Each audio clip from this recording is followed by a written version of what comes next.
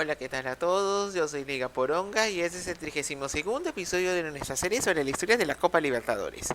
Para la edición de 1990, Atlético Nacional quería lograr el bicampeonato en la 21ª edición del torneo. Vamos a descubrir esto y más en este video que arranca la querida década del 90.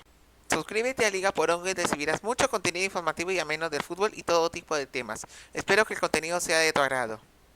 19 equipos tomaron parte de esta nueva edición del certamen, sin embargo los equipos colombianos no participaron, pero se mantuvo la presencia del campeón defensor que era de ese país. Esto por lo ocurrido el 15 de noviembre de 1989. Días atrás, en un partido contra el América de Cali, el árbitro Álvaro Ortega anuló un gol al Independiente Medellín en un duelo que la mechista resultó vencedora. Pero después de dirigir el partido de revancha que enfrentó nuevamente a ambos equipos en el Atanasio Girardot en la fase de repechaje que ambos jugaban junto a Atlético Nacional y Unión Magdalena, Ortega estaba junto a su terna arbitral y por orden del líder del cartel de Medellín, Pablo Escobar, fue asesinado de parte de un sicario.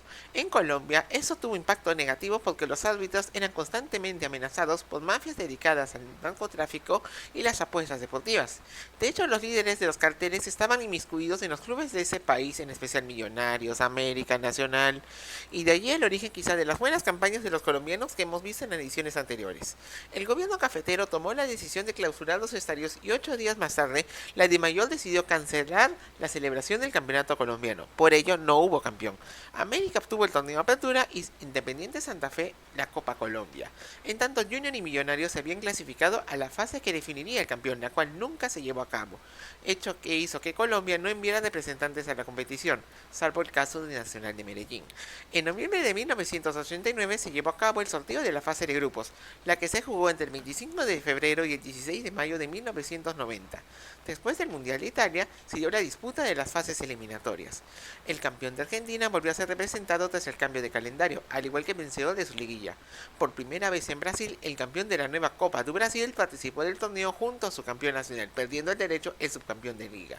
Las novedades vinieron de Uruguay, primero porque se homenajeó a la Asociación Uruguaya de Fútbol por sus 90 años de fundación, y segundo porque tanto Nacional y Peñarol no clasificaban por primera vez a una misma edición del certamen, algo inédito. En el Hernando Siles, los bolivianos iniciaron la acción del Grupo 1. The Strongest ganó a Oriente Petrolero gracias a los goles del argentino Gustavo Quinteros y el paraguayo Julián Jiménez. En Guayaquil, el clásico del astillero entre Barcelona y Emelec terminó en empate sin goles. Los del argentino Guillermo Reynoso visitaron a The Strongest y Raúl Avilés obtuvo la ventaja, aunque Quinteros y Jiménez voltearon el resultado. El argentino Carlos Russo dio a Emelec el liderato del marcador con un doblete. Sin embargo, el local obtuvo la victoria gracias a los goles de Mario Ortega y el argentino Sergio Luna. El equipo eléctrico visitó a Oriente Petrolero en su siguiente partido 3 días más tarde en Santa Cruz. Antes que el brasileño Carlos da Silva diera el triunfo a los refineros, Ivo Ron y Rolando Coimbra fueron expulsados. En su siguiente partido, el cuadro dirigido por el brasileño Antonio de la Cerda visitó a Barcelona. Los del argentino Oscar Malvernat sacaron la ventaja con Carlos Muñoz. José Campos lo igualó y el argentino Marcelo Troviani dio la victoria a los canarios.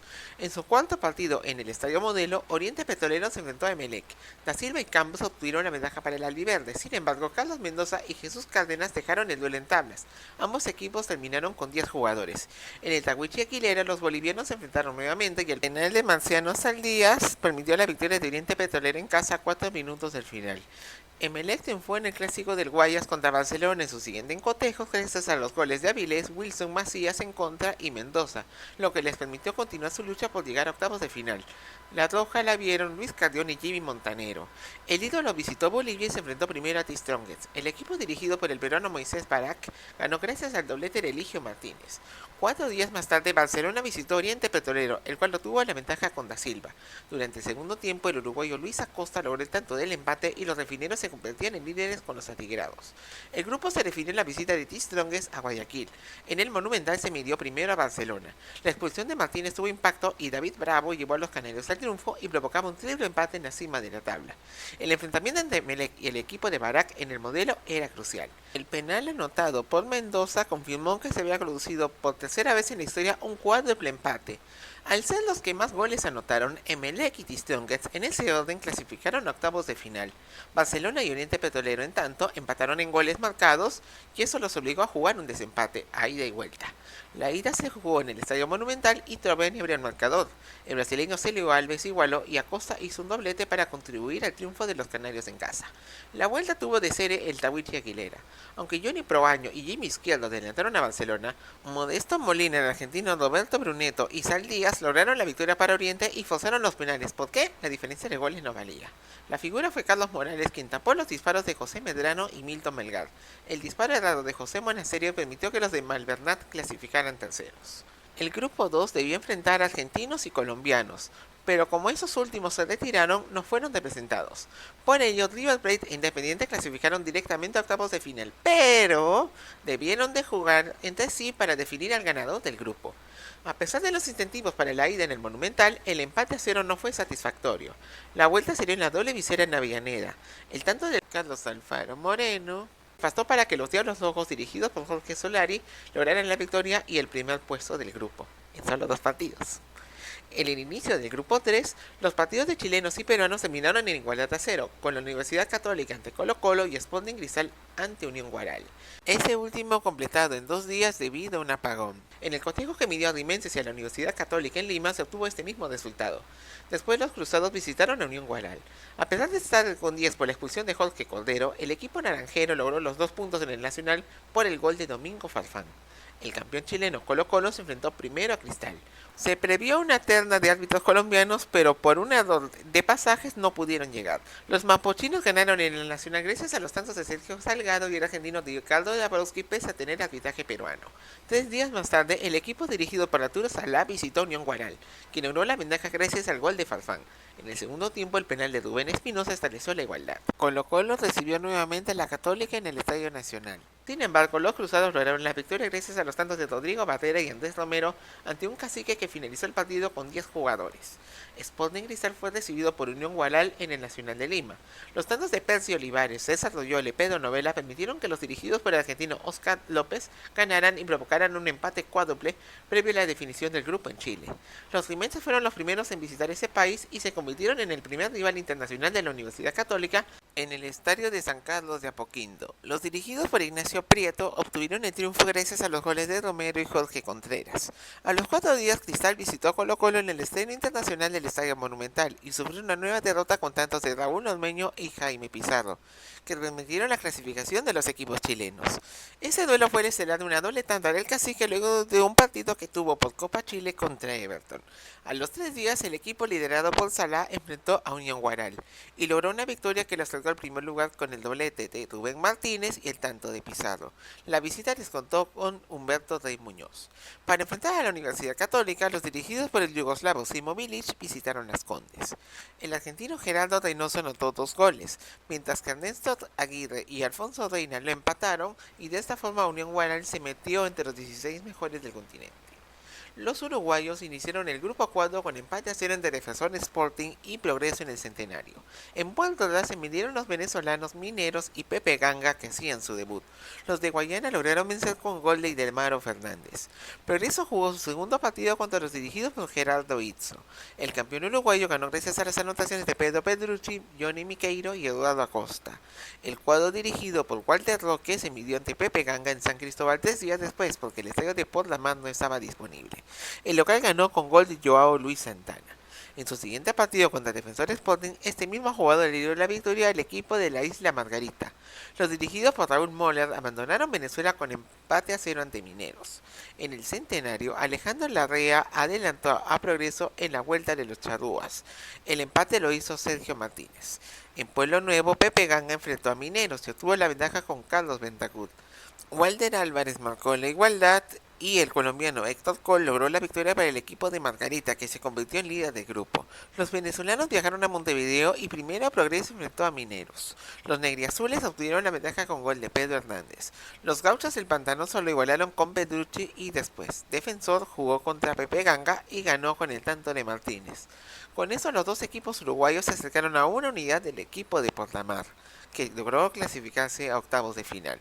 Los dirigidos por el uruguayo Víctor Piñaneni se enfrentaron a Progreso, el cual le ganó con goles de Larrea y Próspero Silva, logrando su clasificación a los octavos de final. Defensor Sporting logró alcanzar el mismo objetivo al vencer a Pineros en el Centenario, con autogol de Álvarez y los tantos del argentino Guillermo Almada y Martínez. Los uruguayos terminaron igualados con el mismo puntaje y tuvieron que jugar un desempate para determinar al ganador del grupo. Progreso logró una meta tras golearle en Parque Saroldi, estadio del River Plate, con doblete de Minqueiro, autogol de Ever Silva y tanto de Luis Berriel. En el comienzo del grupo 5, los brasileños se midieron en el Olímpico de Porto Alegre. Nilson y Darcy dieron la victoria al primer campeón de la Copa do Brasil, Gremio ante Vasco da Gama. En Paraguay se disputaba el clásico. Olimpia enfrentó a Cerro Porteño y se adelantó con goles de Adolfo Jara y Luis Monzón de penal. Mauricio Pérez descontó, pero a pesar de terminar con 10, el decano ganó. En su segundo partido contra Gremio, los dirigidos por el uruguayo Luis Cubilla ganaron con agonía, ya que Jorge Wash dio el triunfo a Olimpia a solo un minuto del final. 3 días más tarde, los dirigidos por Poletto visitaron a Cerro Porteño y Cuca les dio la ventaja. Sin embargo, el cuadro del uruguayo Sergio Markarián obtuvo la victoria gracias al doblete de Miguel Sanabria y el tanto de Pedro Garay. Vasco da Gama visitó a Asunción y se enfrentó primero a Olimpia, con Tita dándole la ventaja al gigante de la colina. Pero el conjunto franjeado respondió y logró remontar con los tantos de Gabriel González y Adriano Samaniego. 3 días más tarde, los del Cir Portela se midieron ante Cerro Porteño. Sanabria marcó primero para el Ciclón de Barrio Obrero, pero Tita igualó el cotejo a 7 minutos del final. La vuelta del clásico paraguayo fue trepidante. Samaniego adelantó a Olimpia, sin embargo Cerro obtuvo la ventaja con doblete de Juan Bataglia. El brasileño Robson Retamoso lo empató de penal, pero Seferino Villagra logró el triunfo final para el Ciclón. Mientras tanto, Vasco y Gremio empataron sin goles, lo que permitió que el equipo tricolor se quede también con la Supercopa de Brasil. Sí, porque sus partidos también valieron por ese torneo. Los paraguayos visitaron Brasil y primero se enfrentaron Gremio y Olimpia, con Joao Antonio y Nilson dando la ventaja al equipo dirigido por Evaristo de Macedo, quien reemplazó a Poletto. Sin embargo, Olimpia logró la clasificación gracias a Samaniego y su doblete que hizo en Porto Alegre. En Sao Januario, Vasco da Gama logró ganar en casa a Cerro Porteño y mantuvo sus opciones de clasificar al estar un punto del Ciclón e igualado con Gremio gracias a los goles de Tita y Bebeto. La fecha final parecía ser emocionante, sin embargo Sorato marcó el único tanto de la jornada, que permitió a Vasco vencer a Olimpia y avanzar a octavos de final, aunque primero sufrió y esperó noticias desde Porto Alegre. En ese lugar Gremio empató a 0 con Cerro Porteño, dio la clasificación al Ciclón, dejó eliminado al campeón de 1983 y este fue segundo. Del 4 al 15 de agosto de 1990 se disputaron los octavos de final. El retiro de los colombianos fue ventajoso para Olimpia, ya que debía enfrentarse al tercero del grupo 2, lo que le permitió clasificar sin necesidad de jugar a cuartos de final. En el Centenario, Defensor Sporting se midió ante River. La ventaja fue concedida por Martínez para los violetas. En el segundo tiempo, los tantos de Enrique Corti y Sergio Berti lograron la remontada para el equipo dirigido por Daniel Pasarela, quien ganó a pesar de la expulsión de José Miguel. La vuelta en el Monumental comenzó desfavorable para el millonario, ya que William Martínez permitió que los violetas igualaran la serie. Sin embargo, los tantos de Carlos Enrique y Cotti permitieron la presencia de River en cuartos de final. Mientras tanto, Barcelona recibió a Progreso en el Monumental. El equipo dirigido por el argentino Miguel Ángel Brindisi, quien sustituyó a Malvernat, logró la victoria gracias al doblete izquierdo, que podría haber marcado uno más de no haber fallado un penal. Sin embargo, este mismo jugador anotó un tiro de 50 metros para abrir el marcador en el Centenario. A pesar de su tremendo tanto, Gustavo Machaín y Luis Ramos lograron dar la ventaja a los aurirrojos y los acercaron a un tanto del ídolo, pero la visita clasificó por el empate de Bravo. Pepe Ganga recibió Independiente San Cristóbal. El equipo dirigido por Solari ganó con un contundente 6-0 por los goles de Ricardo Giusti, Rubén Darín Súa, Mario Lobo, José Bianco en 2 oportunidades y Claudio Osterriet. En la vuelta en Avellaneda, Lobo, Insúa de penal y Osterriet aseguraron que los Diablos estuvieran en cuartos de final en el último partido de la historia del equipo de la Isla Margarita, ya que desapareció poco después. Por otro lado, Tistongues fue recibido en Apoquindo por Universidad Católica. Los dirigidos por Fernando Carvalho obtuvieron la ventaja con doblete de Romero y tanto de Hugo Monardes. Los atigrados se animaron con el descuento de Ortega. Recién en los últimos minutos del partido se decidió la revancha en el Hernando Siles. En el minuto 88 Alberto Illanes marcó el primer gol para el conjunto de Barak. Inmediatamente el argentino José Percudani estableció la igualdad y el pase para los cruzados. En tanto, el campeón Atlético Nacional se estrenaba en Asunción empatando sin marcar ante Cerro Porteño. Caray y Alexis García fueron expulsados. En el Atanasio Girardot, los dirigidos por Hernán Darío Gómez lograron avanzar a cuartos de final por el solitario tanto de Rubén Hernández, mientras que fueron expulsados Oscar Galeano y Buenaventura Ferreira. En Sao Januario, Vasco da Gama y Colo Colo no se hicieron daño y no hubo tantos. La revancha fue llevada al Estadio Nacional de Santiago y el duelo fue emocionante. Espinosa y Díaz adelantaron al cacique. Bismarck y Dinamiti la empataron. Aunque Espinosa adelantó a los de sala de penal, William obligó a Cacería a la tanda de penales. Todos marcaron hasta que Acacio detuvo el disparo de Espinosa y Vasco se clasificó. Finalmente en el Nacional de Lima, Unión Guaral enfrentó a Emelec en un campo prácticamente vacío, y los naranjeros lograron un triunfo valioso del local con el gol de Farfán. La expulsión de Juan Carlos Jaganillas por parte de Guaral condicionó la vuelta en el estadio Modelo. El uruguayo Juan de Lima y el argentino Juan Carlos Daza aprovecharon para darle la clasificación a Emelec. De los 10 países presentes, 6 metieron equipos en la siguiente fase del torneo continental. Entre el 22 de agosto y el 13 de septiembre de 1990 se llevaron a cabo los cuartos de final. River Plate e Independiente se midieron ahora con el incentivo de la clasificación.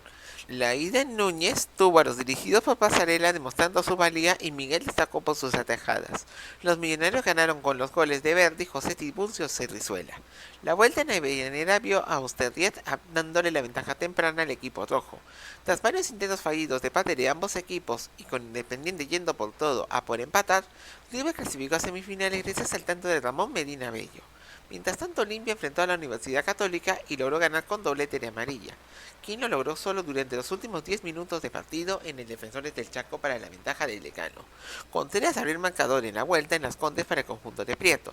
Los de Cubillas tuvieron ventaja con el gol de Samaniego y el tanto de penal de Monzón. Reynoso le empató desde los 12 pasos. En la segunda mitad, Olimpia avanzó gracias a los tantos de González y Monzón, a pesar del doblete final de Romero, que fue inútil. En la ida del clásico de la Astillera entre Emelec y Barcelona no se registraron goles en el Modelo. La vuelta en el Monumental tuvo las emociones. Una falta de Montanero a Avilés produjo un penal que Morales tapó a Tuzo.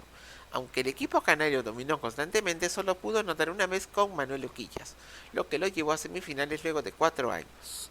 Finalmente Vasco da Gama se trasladó al Maracaná para enfrentarse a Atlético Nacional y se dio en un empate sin goles por la actuación destacada de René Higuita.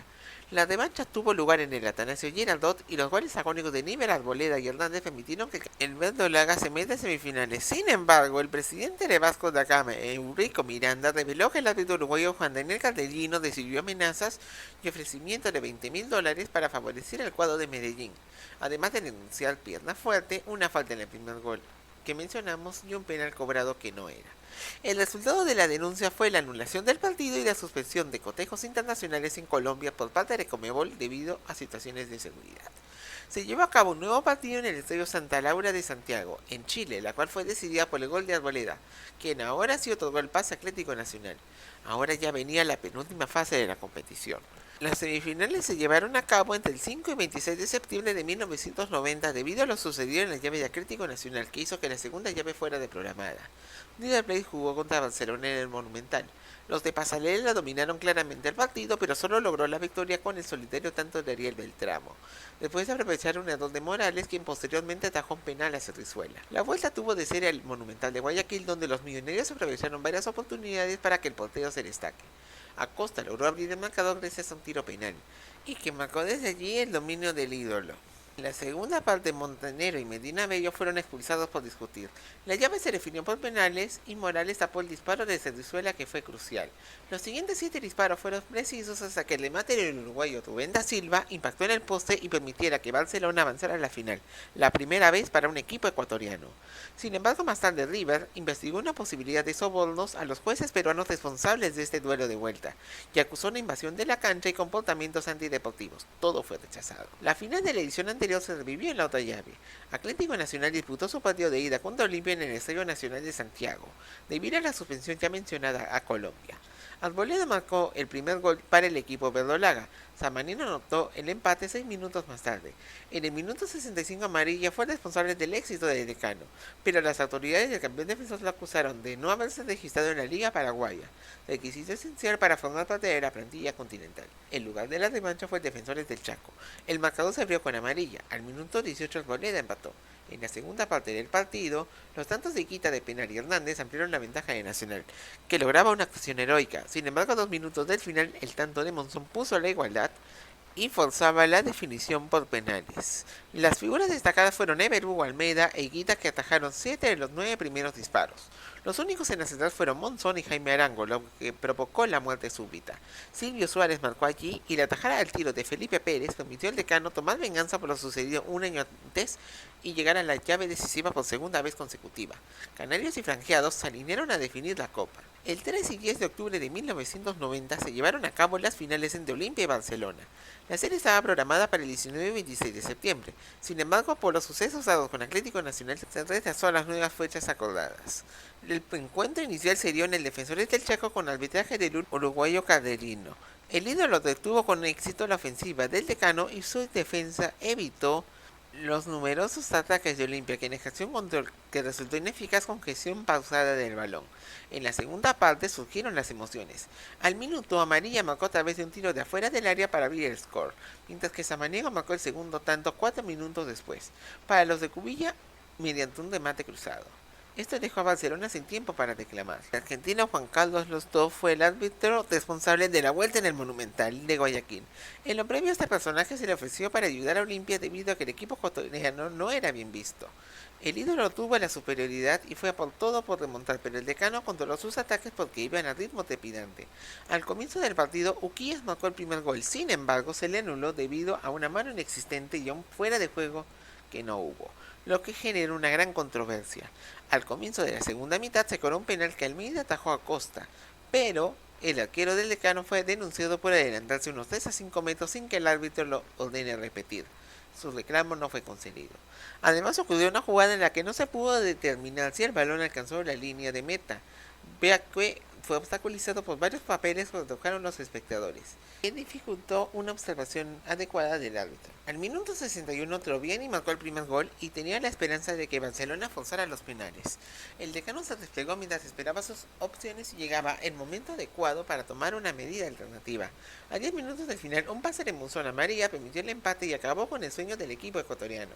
Al final del partido, Olimpia consiguió por segunda vez en su historia la máxima competencia continental.